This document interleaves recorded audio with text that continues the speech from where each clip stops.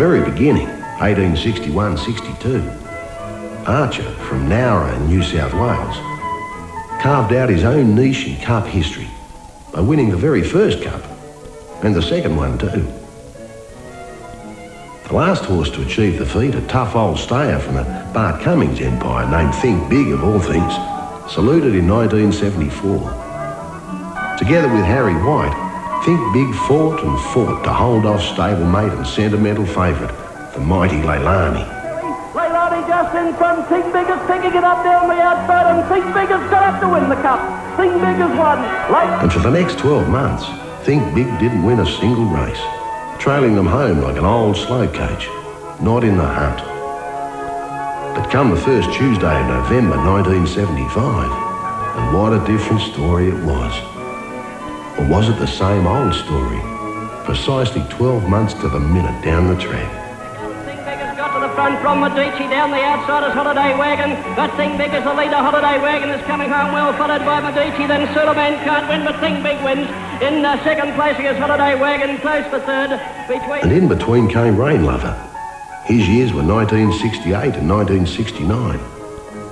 Years of triumph for this slab-sided stayer from Adelaide and his champion jockey.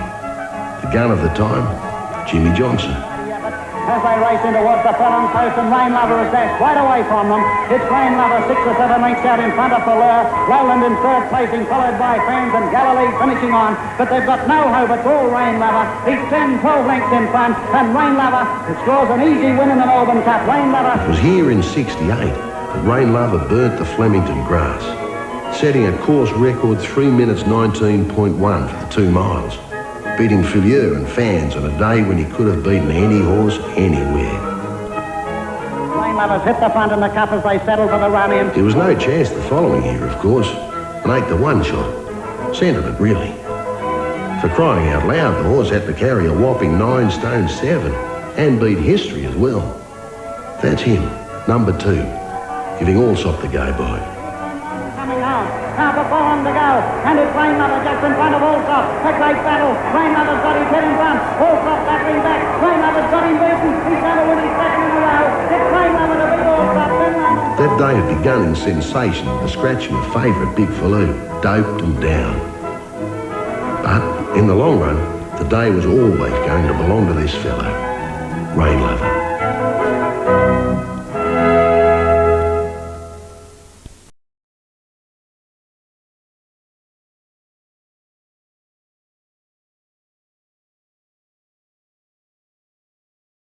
Are rich on courage.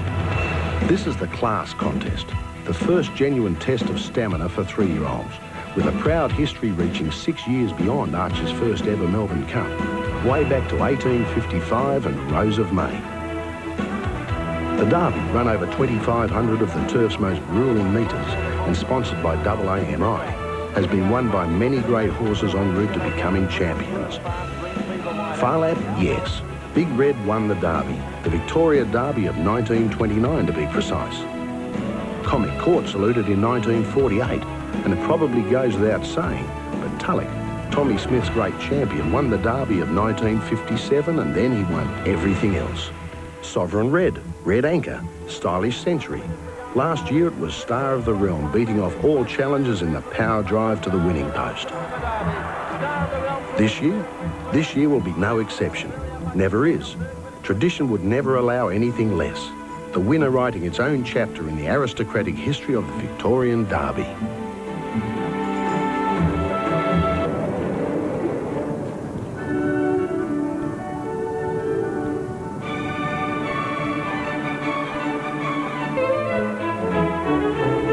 Welcome back to Network 10's live and exclusive coverage of the VRC Spring Carnival. Candidates behind the barrier for the Hilton on the Park Stakes, race number 3 over 1,200 metres. As we have a look at Atlantic Brave and his rider Jimmy Cassidy, let's go up to Dan Willick. Thanks very much, Peter. Brilliant type of horse, Atlantic Brave. He beat Clan O'Sullivan 3 starts ago, a very capable sprinter. Gary Willits is in the box with me. Gary, this is a very difficult race. It's very difficult, Dan, because it's a penalties and set weight race where you have horses that say mightn't have won the stake money or get bigger weights, and it makes it very difficult to pick the winner here. Well, what's your tip in this race, Gary? Oh, I like Primacy. I thought his run in the Ascot Vale was very good. And if he runs up to that, he's going to be awfully hard to beat here. Well, he'll just about start the favourite, I'd say, Primacy, for this event, the Hilton on the Park Stakes, as the runners move in. There's only a couple of horses to link up to the gates. Ken Fair's the top weight, trained by Max Wiggins, who, of course, produced that tremendous horse of a couple of years ago, Show County.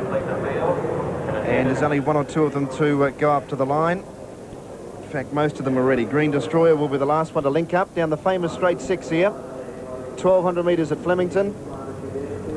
Hilton on the Park Stakes. Lights on and they're off and racing now. Sublimate jumped away only reasonably from the inside. Chemin de Fer won the start from Campbell Fever, going very quickly. Ken Fair was up there early and they were followed by Atlantic Brave. Injector's going to settle just off the speed in about 6th placing, and Picnic a wider out from Green Destroyer. Bonds Lane goes back to the tail with Salquita, and they were followed by Faithful Choice. They have about 700 metres to go. Campbell Fever just in front of the two greys, Atlantic Brave and Ken Fair.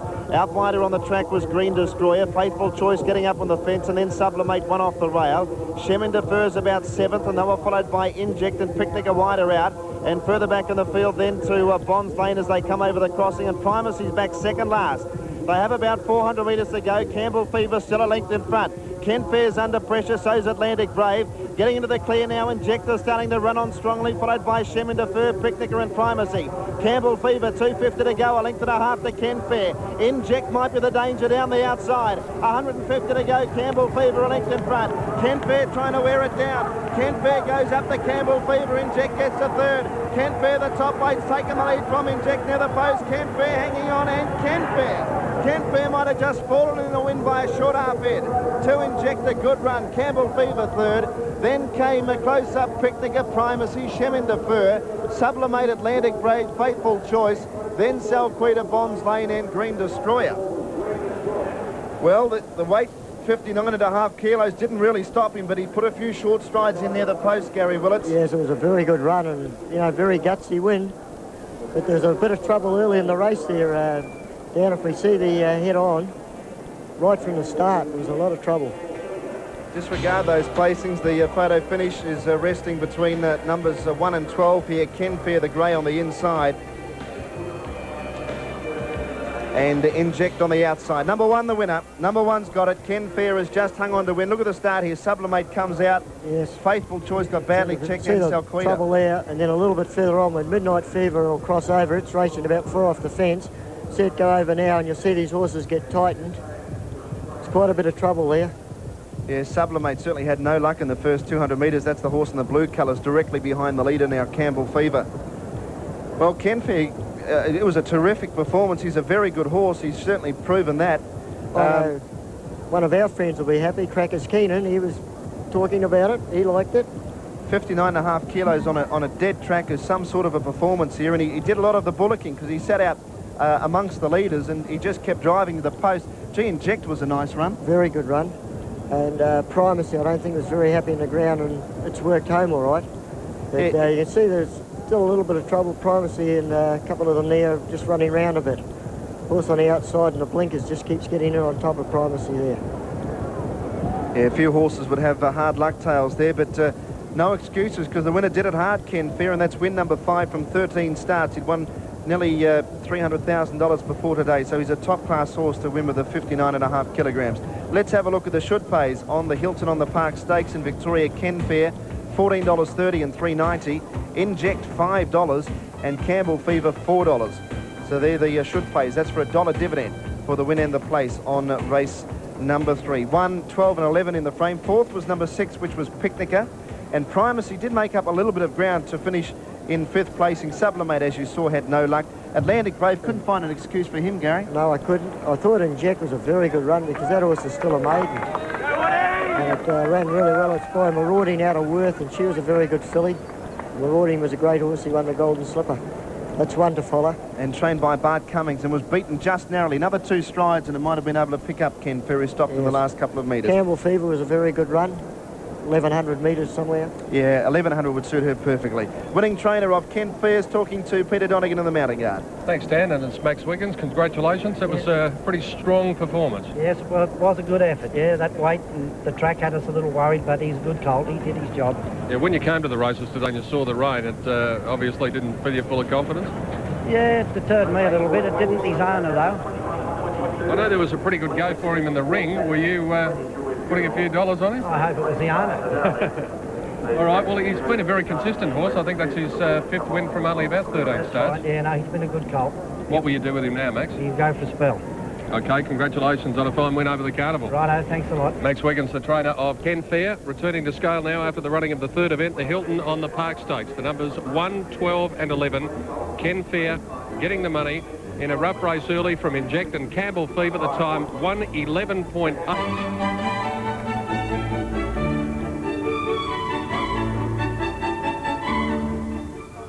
Tuesday is Foster's Melbourne Cup Day. Who will win the great race? Will it be last year's champion Let's Elope, Australia's highest stakes earner Super in Bose, Meander Cross the New Zealand Wonder Horse, crowd favourite Better Loosen Up, or will there be an upset? Find out with us live and exclusive from 10 a.m. Tuesday. Foster's Melbourne Cup Day on Southern Cross. Old Derby Day, but it's not dampening the enthusiasm, I can tell you that. It's plenty of people around the course, and the umbrellas are down at the moment. As I look out my window, we do have correct weight. It has been notified. So, right around Australia, here's the local divvies. So dividends on the 3rd with Ken Fair, 14.33.90. Inject $5. Campbell Fever, $4. Quinella, 106.10. The trifecta, 2,850.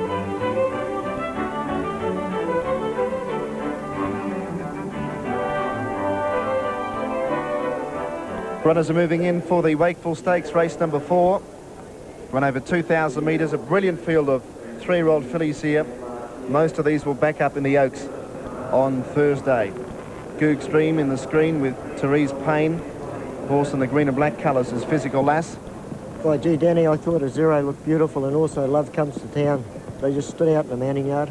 Both very good horses, of course. They Quinella the 1,000 guineas. Gary G, it's starting to rain again. Yes, this is often a strange race with the Oaks, you know, only a few days away. And often they're run at Up for... but I think Zero will have the ability to get over and get a nice run. Very good. She's won 7 out of 10 starts and just keeps getting better. Now, Physical Lass is going to be the last one to link up. A field of 20 in the Wakeful Stakes over 2,000 metres. And Physical Lass about to be brought into the gates by Kevin Moses, Premier Jockey in New South Wales. Physical Lass goes up. Now, Doe keeps reared out the back and just about got rid of the jockey. Jockey's out the back, very lucky not to be tossed right out of the gates. It's David Taggart. Joy's Girl's a bit toey. Put their life in their own hands sometimes, but Taggart back in the saddle on Doe Keep. Again, all appears to be okay. Right on, they're racing in the Wakeful Stakes. And Forget Playing missed the start by a length or so, and one of the first out was Skating from Sparky Miss and Freedom Fields. Pompey Lady goes up to 4th, followed by Ma Becker, Queen's Choice. Joy's Girl's about 7th out wider, followed by Racing Ruler. Mahaya was next, and Doe Keeper. Zero's 5 wide early. Burster's back on the inside midfield from Yodelay, Tempest Command. Love Comes to Town. Then out Tristolite, and very wide out on the track was Flitter, and back towards the tail was Forget Playing as they settled down with Physical Lass. Running up towards the 1,400 metres point, and Skating's in front for Jim Cassidy. By a half length to Pompey Lady, a half away third the inside Sparky Miss, 2 lengths to Azuro. Works up to be 4th now, a length and a half away Queen's Choice and Ma Becker, followed by Doe Keep out 3 wide. Burst was over on the inside, a length and a half to Racing Ruler. Mahaya, Love Comes to Town, buried away on the inside. Freedom Fields was next, but going backwards. Yodelay went around its outside, and they were followed by Flitter, still out 4 wide. Well back was Tempest Command, followed by Forget Playing. Goog Stream goes back to near the tail, and Freedom Fields is now last. Running up towards the bend, 700 metres to go, and it's Skating in front. By a length, second was Pompey Lady, a length and a half to Sparky Miss. Azuro was 4th. Joy's Girl starting to make a run around them out wide, followed by Ma Becker, Queen's Choice in need of a run. Flitter goes up very wide, and they were followed by Burst getting away from the rails. Doe Keep well out of it. Mahaya's only got about 4 or 5 behind it as they come around the home turn. 500 metres left to go. It's skating just the leader. Being tackled now by Azuro on the outside. Sparky needs a run. Getting through in the centre too as they rate the home turn. Pompey Lady, Tempest Command, Marbecca. Down the outside, Flitter making a run. And now Love Comes to Town into the clear. 300 metres to go, Azuro in front. Love Comes to Town, wearing it down, followed by Burst, Doe Keep, and then Flitter Yodelay. Inside the 150 metre point though, Love Comes to Town, hit the front from Azuro. They've drawn away from Burst, and then Yodelay, Tempest Command, but Love Comes to Town goes for home, and she shot away, revelling in the conditions. Here's the Oaks favourite, and down to the post, Love Comes to Town wins 3 lengths. Tight for second, maybe Tempest Command in front of Azuro and Burst. They were followed in by Forget Playing and Mahaya Yodelay. A Break the Flitter Racing Ruler, Queen's Choice and Skating. Well back Goog Stream, and then came Doe Keep and Marbecca. Further back to Pompey Lady and Sparky Miss Out Tristalite. Well back in the field would have been Physical Lass, and Joy's Girl was back second last, tailed off Freedom Fields. Gee, they come in at long intervals there, but what a performance by the winner. She is going to be the horse to beat on the Oaks. Well, Dan, there she is on screen now, and as I said before the race, she just looked beautiful. Number 6, Love Comes to Town, expect $5.50 and $2.30. There is a photo finish for second, primarily resting between Tempest Command, showing about $15 the place, and Azuro number 3 showing $1.70. The other horse in the photo is Burst number 1, which is showing $2.90. Oh, what a lovely performance. And Stephen King, gee, that big run that he had last year at the Carnival could continue here. Number 18 has got second, by the way, Tempest Command, so it's 6.18, and Azuro has run third.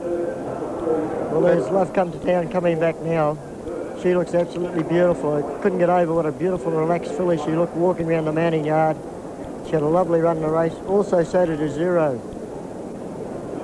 Gee, it was an enormous run. She was back midfield, but ridden quietly by King with 57. But at this stage, when she appeared on the scene, she was just full of running. Yeah, just too good. You know, typical Bart Cummings polish on her. Stephen King, as you said, rode her beautifully. Damien Oliver rode her very well too. He did. He gave her every possible chance. And look how much they've finished in front of the others. Burst was a nice sort of a performance.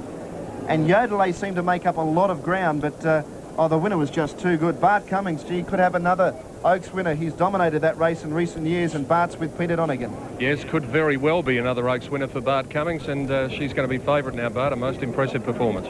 Yeah, she's pretty impressive staying filly. And she's built like a colt. She's very big, enormous size for a filly, and I suppose when you look at some of the good fillies around, some of the best ones have been very big and built in this proportion, so I think she's got a very good chance in the Oaks, yes. You must have been confident of her ability to get the 2,000 metres after a run the 1,000 guineas, because she had to be used up so much in the middle stages. Yeah, and that was only a second run. She had a 1,200 metre race first, that was just the third run this time in, so she's come on the scene very quickly, but she's had a lot of ability. And I think she'll be a very good stayer in the future. Any worries in the run? She got a fair way back, and Stephen had a bit of trouble getting a run coming around the turn. Well, yeah, they opened up nicely for him, and he just manoeuvred it through. It was a very good ride, and well, he rode it confidently. He knows how good it is, I think. Well, you certainly know what it's like to win an Oaks Stakes. How many is it now? Well, they say we won that race 10 times, so that makes it 11, so we're on the way. You're on the way indeed. Congratulations, Bart Cummings. Thank you. The winning trainer after the running of the Wakeful Stakes, and a most impressive performance by Love Comes to Town. The numbers 6, 18 and 3. The time 2 minutes 3.9 seconds. As Dan Malicki said, we've seen the new Oaks favourite for Thursday as Love Comes to Town returns to scale. We'll take a break. You're watching Network 10's live and exclusive coverage of the Melbourne Cup Carnival. New Shine Henry, $25.80. Number 4, Just One, $22. Muirfield Village, $6.50. Pallet, $23.10. Number 7, Captive Edition, $16.70. Number 8, Kenny's Best Pal, $23.40. 9, River Hero, $11.40. 10, Check That Style, $17. 11, Reading, $8.10. 12, Scalero, $39. Our Pompeii, $56. Mac Bray, $14.40. Tuscan Artist, $74. Pease Classic, $95.70. Raising Kentucky, $26. Sovereign Dan, $82.80. And number 19, Restitution, is a scratching from the double AMI Victoria Derby, and start time is 5 minutes. Sydney Colt Coronation Day is the favourite for the Derby. This striking 3-year-old has proved he's the best stayer of his age in Sydney. A tall and strong horse, Coronation Day has an explosive sprint. Palace Rain is trained by David Hayes. After winning the Group 1 Caulfield Guineas, Palace Rain was involved in a nasty fall in last week's Cox Plate after looking a winning chance. Palace Rain, like most of his rivals, is untried at the 2,500 metres. Trainer Bart Cummings always has a strong hand in the Derby. This year is no different. The Cup's King's main hopes rest with Muirfield Village and Shoeshine Henry. Muirfield Village is a smart 3-year-old who has come a long way in a short time. Shoeshine Henry put up a nice Derby trial when third to fellow Derby contenders Kenny's Best Pal and Captive Edition last week at Moonee Valley. South Australian Redding is still a maiden but looks a natural stayer. He finished 4th at Moonee Valley last week. The David Hayes train Check That Style was impressive in beating fellow Derby contenders Just One, Sovereign Dan and Pallet in the Geelong Derby trial 10 days ago. Another Sydney colt with claims is the Brian Mayfield Smith-trained River Hero, who revelled in the wet ground to win the Norman Robinson Stakes at Caulfield 2 weeks ago.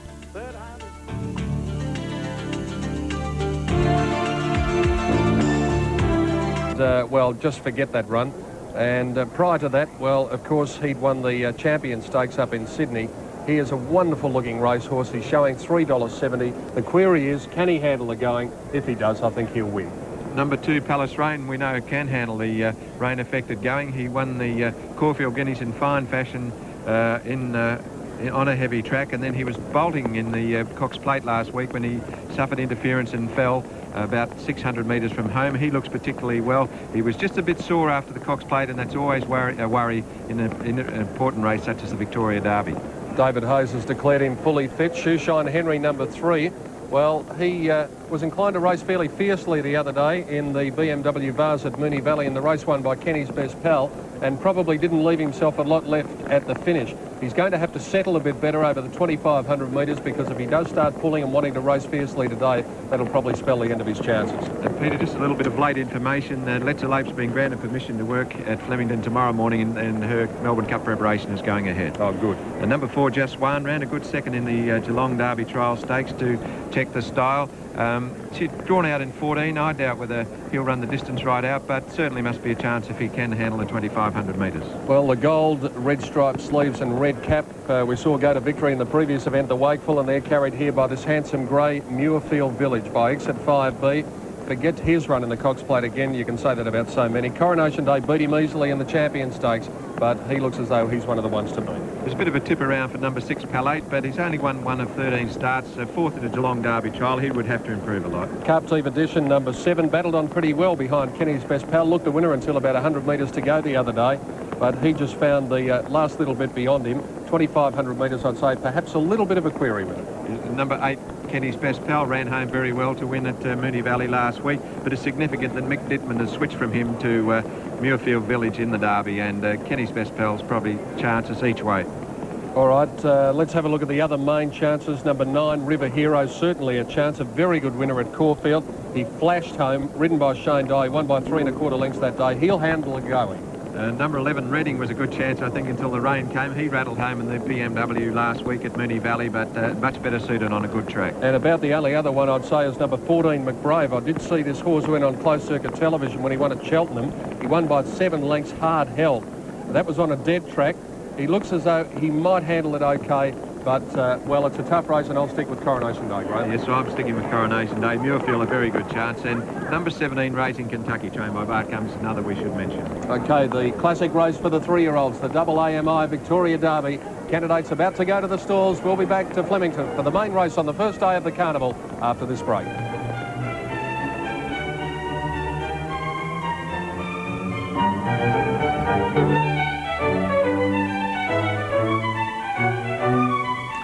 Well, there they are, cantering up to the start for the Victoria Derby. And what a race it's going to be. It's just been mentioned to me by all my friends here in the studio that every time I've mentioned it was going to fine up, it's bucketed down. So I won't mention it again. It might then fine up. All right, let's go up to the broadcast box and Danny Malecki. Thanks very much, Tim. This is a blue ribbon event, the Group 1 double AMI Victoria Derby. And we've got a marvellous field. 18 horses contesting this event. Gary, well, it's a race that you never actually got to win, but was placed in it 6 times. It must have been frustrating. It was, Dan, and really I couldn't say I was unlucky in any of them. I had good runs in the races. This start here is very important, the 2,500 metre. You've got a very short run to the turn. The horse is drawing wide. They've only got the two options. Either they kick up or they go back and try and get in. But Coronation Day certainly looks very well to me. Well, Jim Cassidy's got the right on Coronation Day, and Jim's won 2 previous derbies on Handy Proverb and Omnicore. Let's see what Jim has to say about the big 3-year-old. Well, Jim, to put it bluntly, he's put a little bit of a damper on things. Coronation Day, what about the track? Well, he's never raced on it. The Mary was out of Born to be Queen. She was a good wet tracker, and you know, I just hope that she's thrown a little bit back to him. The way the track is, he's a long striding horse, and normally it doesn't sort of really suit them sort of horses. Jim Cassidy, the rider of Coronation Day. Who's the favourite? Let's have a look at the tote rundown. Coronation Day's at $3.50, odds equivalent of 5 to 2. Palace Rain $9.40, Shoeshine Henry $30, Just One $26, Muirfield Village $7.50, Pallet $20.80, Captive Edition $22.60, Kenny's Best Pal $30, River Hero $6.70. Continued to shorten right up River Hero. Check That Style $18.90, Reading $10.10, Scalero $52, Our Pompeii $72, Mac Brave $16.80, Tuscan Artist, the horse from Perth, $114, He's Classic $89, the Kiwi, $24 for Raising Kentucky number 17, and $109 about number 18, Sovereign Dan. Restitution is out. Win pool of almost $1 million, $941,000, would climb past the $1 million mark by the time they jump, and $634,000 for the play. So already the Derby holding over $1.5 million. Well, Gary, your tip in the event, are you going to stick with Coronation Day? Yes, he certainly looks nice. He's nice and relaxed there. He's got the right jockey. One I do like a little bit is Reading, but I notice he's still a maiden, but a maiden won it last year, I think. 2 years ago, Fire Oak. Reading, he's a very lovely type of horse, and gee, he'll be suited by the distance, and of course he's by Nassipor, and Nassipor's side the Cup Quinella last year of Let's Elope and Sheba's Revenge, so he's certainly got the right breeding despite being a maiden, Gary. That's right, yes, it's certainly, and he's been running home very well in most of his races. So I would expect, you know, on the bigger track, that's what the trainer is saying the horse wants. Well, I hope he can get home today for them. Well, Bart's had a tremendous record in this race, and he's got 3 in it this year. Shoeshine Henry, Muirfield Village, and Raising Kentucky as well, number 17. Well, that's right. Muirfield Village was very impressive that day at Rose Hill when he beat Superimpose. And his running wasn't all that bad at the Cox Plate because it was a pretty rough race, and I think a lot of those horses you're going to ignore they ran at that. Palace Rain fell in the Cox Plate last week. Can that affect his chances? Well, it often does. The horse will lose a little bit of confidence. His winning the Caulfield Guineas was very good, and that is generally a race that's had a good bearing on the Derby. But whether that horse has got over that fall, only this race will tell, actually. There's been good support for River Hero, number 9. He has shortened right up in the betting. He was double-figure odds, and now a clear-cut second favourite at $6.20 and $2.30. Crackers might have some last-minute information from the betting ring. And I would say that River Hero, the boys down here are really going to take a whack in the eye if these two actually run to Quinella or get up, because there's been a hell of a lot of money, a lot of interstate money, and a lot of money from New Zealand. But all of a sudden, the boys have really decided to have a bet, and they've opened up and they've walked in, and I've seen a couple of $1,000 bets put on. There has been a couple of $5,000, and over in the rails, a lot of money put on too. All set to go for the double AMI Victoria Derby, 2,500 metres. The light is on. Favourite Coronation Day. Set, and they're racing. Coronation Day missed the start by a length or so, and Shoeshine Henry a bit slow to begin with Tuscan Artist. One of the first horses to appear was Just One, and he immediately looks for the front running from Palace Rain. Mac Brave goes up in a second placing, and wide out on the track getting to third, Sovereign Dan, followed by He's Classic. Coronation Day's worked up to be 5th going out of the straight. They were followed by Muirfield Village, Palace Rain 7th on the rail, followed by Captive Edition. Going around them 3 deep was Raising Kentucky, and they were followed by Shoeshine Henry. Pallet back midfield from Our Pompeii and Reading, 2 lengths to River Hero, who settled well for Die. Then Tuscan Artist, 2 lengths to Check That Style, 2 lengths to Kenny's Best Pal, and last of all was Scalero, and he's 15 lengths off the lead. Along the back of the course they go, 1,700 metres to run, and Mac Brave in front for Darren Gauci. By a length to Sovereign Dan. Third the inside was Just One. Shoeshine Henry going up 3 deep to 4th, and they were followed by He's Classic, Coronation Day. 7th on the inside, Palace Rain. A length away then to out on the outside, Muirfield Village, Captive Edition, the rail. They were followed by Pallet back midfield, Racing Kentucky 3 deep. Our Pompey's over on the fence, a length away then a Reading, 2 lengths away Tuscan Artist and River Hero. 1.5 to Check That Style, 2 lengths to Kenny's Best Pal, and a length and a half to Scalero. Well, there must be 20 to 25 lengths between first from last. They have about 1,300 metres to travel, and He's Classic has taken over in the Derby. Leads by a length to Mac Brave. Third was Shoeshine Henry, a length away fourth Sovereign Dan. A length and a half to Coronation Day, who's back fifth on the inside. A length and a half then to Palace Rain. Muirfield Village is starting to make up a bit of ground with Racing Kentucky. Over on the inside, Captive Edition, and then came Pallet. Reading starting to work into it. Our Pompey behind those, a break of 3 lengths to River Hero. Kenny's Best Pal taken to the outside, and then came Tuscan Artist back at the tail of the field with Check That Style. They have 700 metres left to go, and again they're starting to bunch right up. Mac Brave just in front of He's Classic. Shoeshine Henry was third.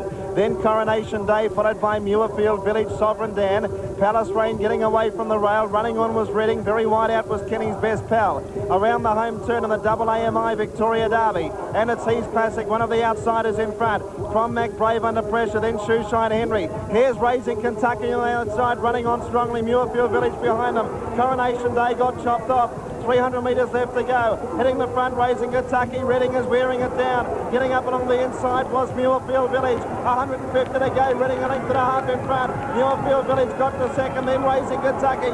Reading in front of the Derby, and a Maiden's going to win the Derby again. Reading draws away to win by a length and a half. Second, Muirfield Village. Close up third, Racing Kentucky. Then our Pompey, Palace Rain. Check That Style made up ground from Pallet, River Hero. A break the Captive Edition. Well back was Just One, followed in by Mac Brave. Then He's Classic, well back Sovereign Dan from Scalero. Coronation Day's run third last from Kenny's Best Pal and Shoeshine Henry. Oh, there's one tailed off, and that was Tuscan Artist. Well, Danny, that was the one that I said I thought might win, and that story you did on Narsapur, anyone at home that watched that, well, I hope they back Reading, but boy, Damien Oliver, he just continues to impress me as a jockey. Like, you forget he's not even 21 yet. And Muirfield Village was a good run. Coronation Day just over-raced. He pulled very hard. I noticed at the 1600, Jim Cassidy, when on a wet day like this, the reins are inclined to slip a bit in your hands, and he was in a bit of trouble down past the 1600 on Coronation Day. He certainly had his work coming before the turn, but Reading was, he rated that perfectly, Damien Oliver, because he's a natural stayer that would be running on, and he just let him flow into the race, and I made it a one-act affair in the last 200. Bart Cummings' horses, Muirfield Village and Racing Kentucky battle on pretty well and have emerged as very nice staying horses. But I thought coming to the 200 when Mick Tippman angled for a run on Muirfield Village that he was going to be right in it, but Reading was just too strong. And Reading, to me, looks like with another year on him, he'll even be a better horse. He'll mature a little bit. He's still an immature-looking horse to me. He's by Nassipur, we mentioned before, they take time to mature. This is his first win today, and it's a $778,000 race. Gary, looking at the replay, 11, 5 and 17 are the placings. 5 second Muirfield Village and 17 is third Racing Kentucky. Well, he's put the issue beyond doubt at the 250. Reading's hit the front. That's right, and here you can see Muirfield Village. Mick Tippman's gone back to the inside. And I thought at this stage he might get home, but Reading was just far too strong. I noticed just as they straighten up, there's a little bit of trouble. Palace Rain seemed to just cop a little bit of a check, but that might have been a little bit of the horses losing his confidence from that fall last week. 11, 5 and 17 are the placings. Fourth in was number 13, which was Our Pompey, and fifth in was number 10, Check That Style. They're the winning connections, and what a moment that would be to win a Victoria Derby. Oh, it'd be fantastic, wouldn't it? You'd be absolutely elated. You'd be on cloud nine for a long, long time. Certainly would. It's amazing, Dan, last year we remarked on some of these young jockeys coming through like Stephen King, Damien Oliver. Here's Damien here. He's got just so much polish, this boy. You know, it just amazes me the way he's riding, so much confidence.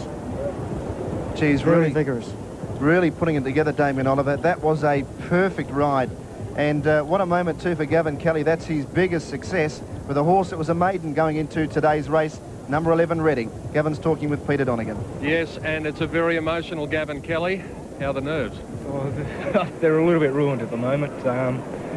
When the rain came this morning, it really put a damper on things, and I really was a bit concerned about him going through this. The track's not too bad, but I didn't want this. You wanted him to go a long way in a race like this, and look, he's proved, I think, that he was the best star in the race today. And that was always the thing with him, that he wanted the race hard and fit, and he will stay the journey. So I think that's what won it for him. Did you feel any pressure leading up to the race, because everyone was talking about him? Oh, you know, a maiden might win the Derby again. There was a lot of interest in him, and you know, I think the horse showed plenty of ability, and it was probably a pity that he was a maiden, but you know, he's a very good horse, and you know, I'm pleased that we finally got it. Damien Oliver, a wonderful ride too. Yeah, wonderful. Like I chased a couple of riders for him prior to the build-start and that, and I couldn't really get anybody to commit. And after last Saturday's run, Damien committed, and that was nice too. Must be a wonderful moment for you. I think you trained Convictuate Lady to win a Sandown Cup, but this would probably put that in the shade now, I suppose. I think this is just about it. This is perfect. This is a lot of planning, and it's finally come off. Well, Gavin, the feeling's about to be complete as he comes back. I'm sure you want to be there with him. Congratulations. Thanks, Andrew. Thank you. The trainer of the Victoria Derby winner, AAMI Victoria Derby winner in Reading, number 11, ridden by Damien Oliver. There's a bit of a superstition when you come onto race courses that the first person you bump into you should follow. The first person I bumped into when I walked into the course very early this morning was Damien Oliver. And there he is, coming back to scale now with the skull cap raised, the winner of the Victoria Derby, shades of Fire Oak a couple of years ago when a maiden won the Derby. And it's happened again today. This chestnut horse has been too good. Number 11, Reading, taking out the classic race for 3-year-olds. Second placing going to number 5, Muirfield Village, and the outsider, number 17, Racing Kentucky, running third. There are the placings after the AAMI Victoria Derby. And a wonderful scene down here in the mounting yard. We'll take a break, and we'll be back with more on the big race in just a moment. In the last 2 years in the Derby? Yeah, that's right, Graham. I was really thrilled to win the race today. It's been a little bit frustrating the last couple of years just getting beaten, but you know, I was really satisfied to win it today. Now, Reading was a quiet tip going into the race, but most people thought he needed a good track. Yeah, he's usually a lot better on top of the ground, but you know, I just rode in quietly and getting him plenty of time to travel up underneath me and let him wind out in the straight. That makes a big difference, of course, having the horse well balanced underneath you. For sure, particularly on a wet track. Now, you raced a fair way back as the mud on your face and the silk shows.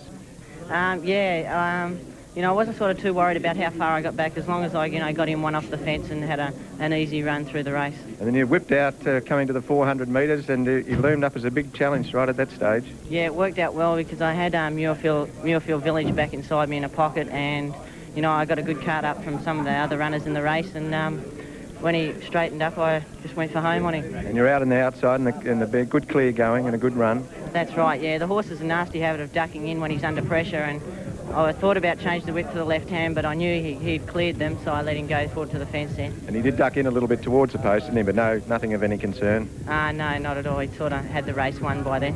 Congratulations, Damien. A marvellous young jockey and another great win for you. Congratulations. Thanks very much, Jay. Thank you. Okay. When you come out of your Yes, indeed, it was a great win, and there you can see it. Damien Oliver getting stuck into Reading.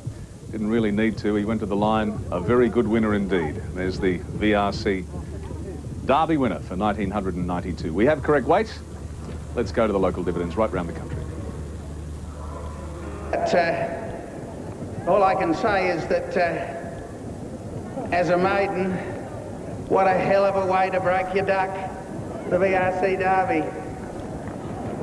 I'd like to pay a particular tribute to, and this is in the right order, to my wife Jill, who's put up with all hell over the last few months, because it is a difficult process to get to this stage. I'd specifically like to thank young Gavin Kelly. We've had our ups and downs, but don't anyone let anybody tell you that he doesn't know how to train horses. He's just proven he's done a magnificent job. Congratulations, Gavin. Yes, an absolutely great win, but I tell you what, followers of Muirfield Village shouldn't be too disappointed. If you saw in that replay, he was really trying hard. But a great win to Reading, the VRC Derby, and another champion for 19.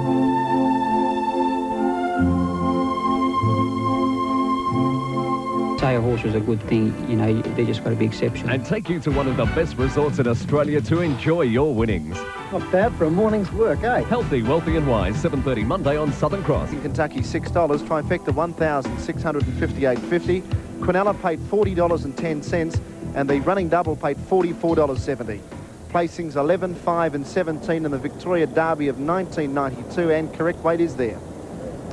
Okay, thank you, Dan. Let's go back now to the Channel 10, Network 10 marquee, I should say. And Kerry-Ann mentioned before that Robert Sangster is not here this year, which is very unusual, but his son Adam is, and Kerry-Ann has him with her. Yes, thank you very much, Tim. Adam Sangster has joined us, who is the director of Swettenham Stud and responsible for the Southern Hemisphere horse racing. Good afternoon, Adam. Good afternoon, Kerry. A tip for the Cup? A tip for the Cup? Well, I don't think anyone could probably beat Undercross and sort of Sub-Zero to come Quinella.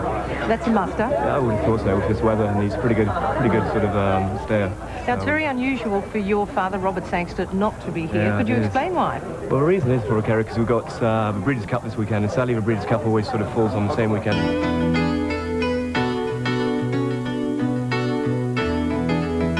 It seems once in a lifetime, a hero above all other heroes captures the sporting public's imagination. In racing circles, this hero is Superimpose.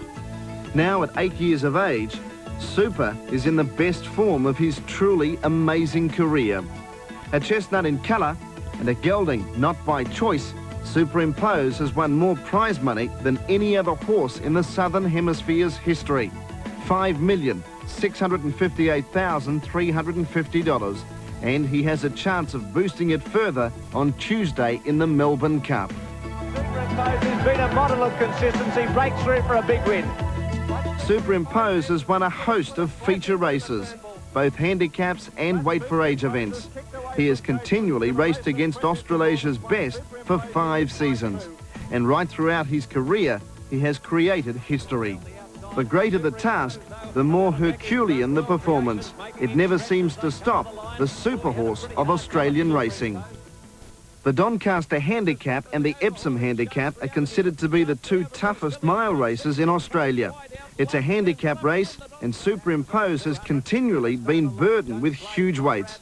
But it doesn't stop him. He's won each race 2 times. No other horse in over 125 years has got close to that feat. Superimpose, a super horse. What a horse. Superimpose the lane in front, but go Super. Superimpose is mowing down Livingstone Lane. Superimpose has done it again. He's done it again. Livingstone Lane is the leader. Down the outside is Twiglet. Look at Superimpose. He's come through between horses. He's going to do it. It's history at Randwick. Superimpose has come from last, and he wins his 2nd Epsom. An amazing performance. Superimpose won many fans with his courageous and never-say-die bravery. Sydney punters saw it continually.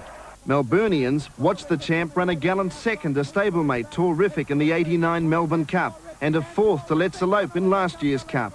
Superimpose finished 2nd to Surface Paradise in last year's Cox Plate. Trainer Lee Friedman saddled up the big chestnut in this year's Weight for Age Championship, the WS Cox Plate, alongside his stablemates Naturalism and Mannerism. Superimpose flying home. Let's Elope. Superimpose. Superimpose. Let's Elope. Superimpose. Superimpose won the Cox Plate. Superimpose, an 8-year-old, may have his biggest day still to come in Tuesday's Melbourne Cup. If he does win, it would surely be the most popular victory in the history of the Melbourne Cup. Australia's greatest horse race, won by Australia's greatest horse. It's history at Randwick. Superimpose has come from last, and he wins. Superimpose flying home. Let's Elope. Superimpose. Superimpose. Let's Elope. Superimpose.